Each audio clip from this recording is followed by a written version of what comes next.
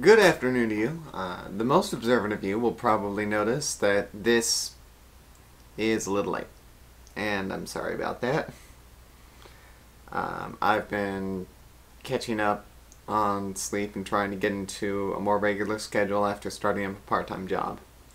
But, regardless, this is the latest video blog for the player's side of the screen. Welcome to returning viewers, and welcome to all those who stumbled across this for the first time. I'm Andy, and this is the blog. Today I'm going to be ranting about something that's really a staple of RPGs in general, and that's levels. And they've been essentially hard-baked into the system ever since D&D first came out, and it's always been accepted that levels don't generally play well with one another. You have high-level characters, low-level characters, and they're in the same group, and, well, the high-level characters are fighting off threats the low-level characters can't even think to face, and so the low-level characters are just a liability. And that's a little bothersome, because that means that all the characters have to level equally and be equally powered. When in fiction, that's often not the case. You have a lot of instances of less experienced characters who are going right alongside more experienced characters. You also have instances of characters who are fighting creatures way beyond their power level, and sometimes succeeding. And that's something that's almost impossible to do, especially in the more recent incarnations of D&D, because defenses and attack bonuses start to scale as you increase levels.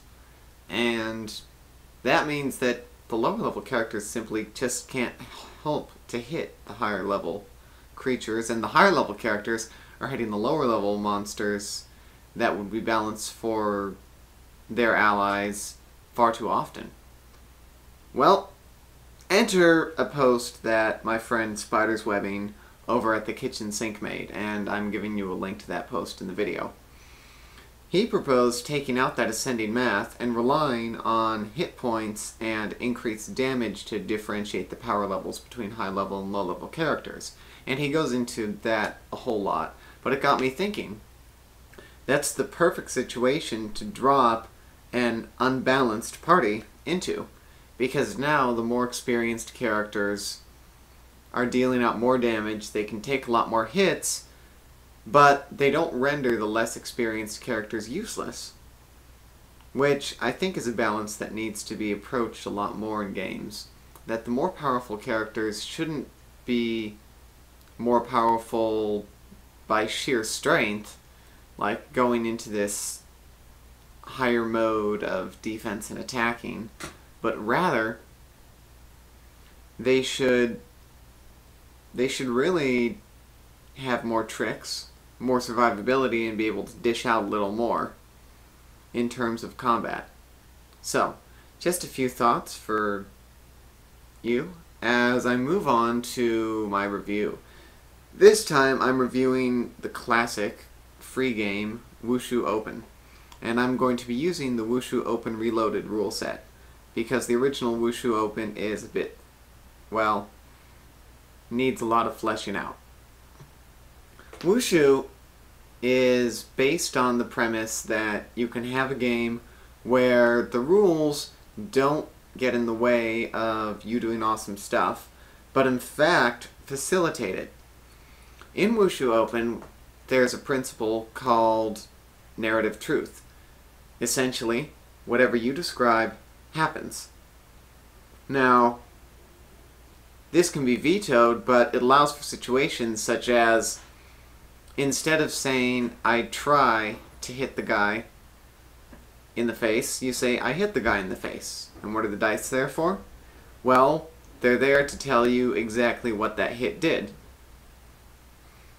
You describe successes, sometimes failures, and then you roll the dice and see how that advances the scene. And that really is the crit hit of Wushu Open. That it's able to create a fast, fluid pacing that only relies on a few die rolls. It was also the first narrative-based system that I had really gotten my head around. The fumble, on the other hand, is that although Wushu Open Reloaded improves on the game somewhat by fleshing it out for things beyond action RPGs, it's still very unstructured. And there's a lot of cool stuff that could be done with more involved mechanics, I think. But that's all left to the people to homebrew into the system. And then where it takes 10 is just generally the appearance. It's not a terribly bad looking PDF, but it's not a terribly good looking one either.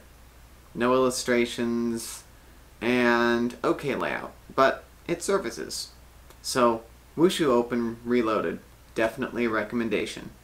And with that, there's my third installment of the blog, and I'm going to look forward to seeing all of you next week. Keep watching.